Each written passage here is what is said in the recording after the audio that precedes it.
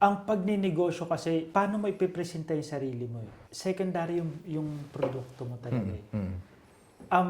Kapag halimbawa, wala kang tiwala dun sa sarili mo, hindi mo naman necessary na isipin mong magaling, but alam mo na binibigay mo yung the best mo dun sa ginagawa. Tama. Pag yun ang na-communicate mo sa kliyente mo, sa customers mo, babalik at babalik yan eh. Kasi you build the rapport and yung trust sa isa't isa. Totoo. And yan yung pinaka-heart ng Ng business. ng Oo. business. Okay. Yung trust na ibibigay mo sa walang masamang mangarap. But you know, paa muna sa lupa, tingnan natin kung anong mas maganda kasi hindi natin alam kung ano yung mangyayari kinabukasan. Okay. But there's nothing to try. There's nothing wrong to try. Okay. Habang nagpapakumbaba ka, habang iniisip mo yung problemang Meron ka ngayon meron kung ka ano man yung ngayon, pinagdadaanan o kaya naman yung pwedeng makaharapin mo problema, tingnan mo muna, there will be an opportunity. Okay. Just be patient.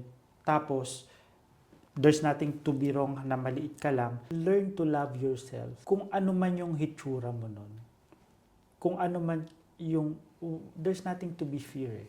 Basta't magsalita ka lang. Kahit saan, meron yung positive sa'yo. Okay. Hanapin mo lang yon. Tama. Tapos yun yung pagyamanin. Napakagaling.